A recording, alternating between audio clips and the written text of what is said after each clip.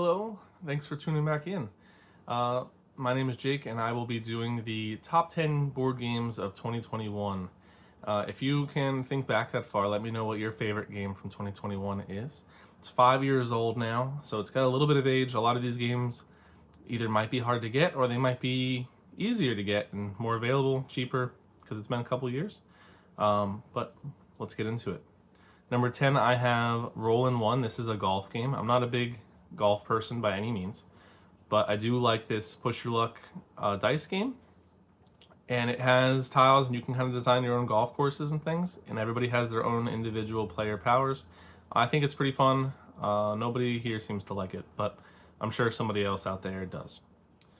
Number 9, I have Judge Domino. This is sort of a dexterity betting game where you're gambling on if the dominoes are close enough to knock over the next domino in the line. It's more of an activity, I think, than a game, but it's pretty unique, and I do find it amusing.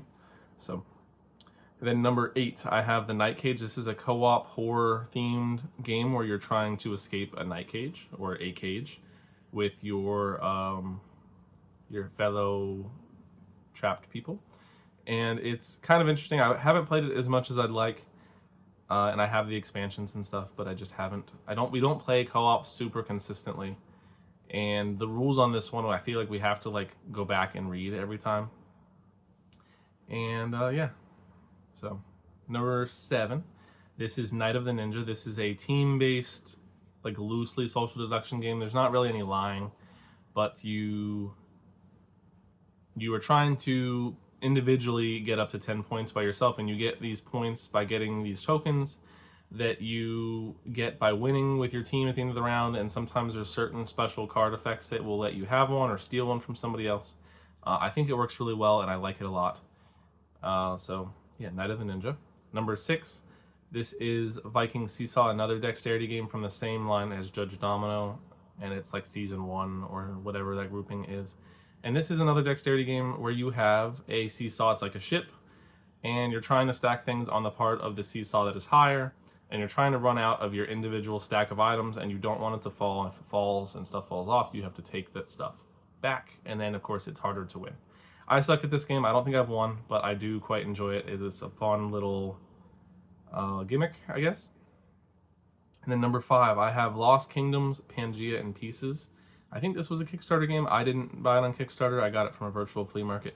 But it is a tile laying, area majority control kind of game, and I do quite like it. I think it could be a tad better with graphic design. The tiles don't flow as well as they should or could, probably.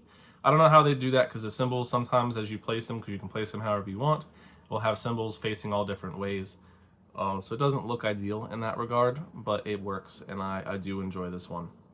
I thought the solo was pretty challenging, or fairly challenging anyway. Then number 4, I have Supernova. Now, this one has not gotten any expansions or anything else. I don't know if the creator has done any more or not. I don't recall. But it is a space game where you're trying to collect these different cubes that are supposed to help your planet or something.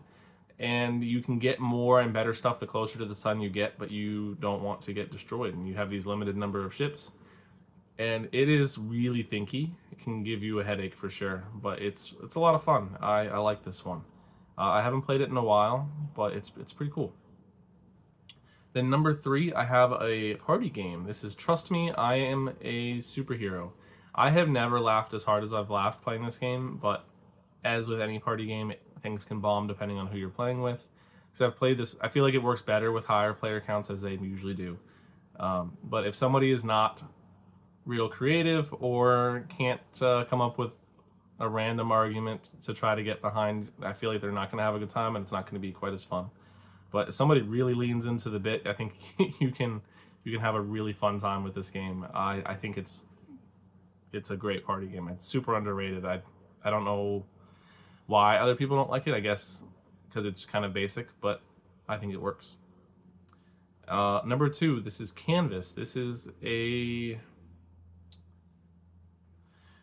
I want to say set collection, because you're trying to get the right stuff, but it's not necessarily the same stuff in a row. You're trying to match up symbols and make a painting with 3 different cards that are translucent that you put together that have symbols on them to match whatever the objective cards are.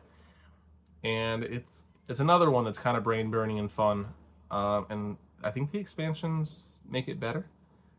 At least the second one. Yeah.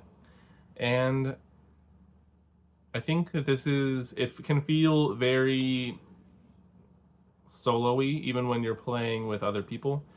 But I think that depending on how you play it, you just have to interact. Remember, you're thinking really hard about which cards to add to your painting, but I feel like you gotta not take it as seriously as it can be taken, because it can get really, really thinky and confusing the more you go.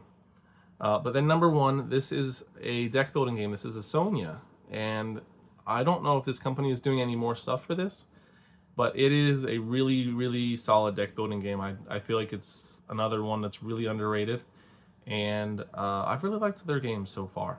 But it has a couple expansions in it with solo play, and I really feel like this one is underrepresented also. And it kind of reminds me of, I played this first, but there's a Tower of London deck building game that kind of has some similarities to this, with like obviously a darker theme, but I think that the mechanics that they do with that game don't work as well as how it's done here. That's why I kept this one, and the Tower of London game that I bought for my birthday is gone. This one's also smaller. And the expansions, the one expansion I really like, it adds different types of cards you can put in. You don't add and just have a giant deck. You have these types of cards, so you have the same number of cards no matter how you play. The other expansion adds events that are kind of random and mean, and I don't like it as much. But yeah, this is a really solid one that I really hope to see more of, and maybe they will. But yeah, that is top games of 2021. Again, let me know what your top game of this year was, and if not, even if you don't have one yet, maybe tell me your least favorite game of this year. That might be a negative spin on it and be interesting.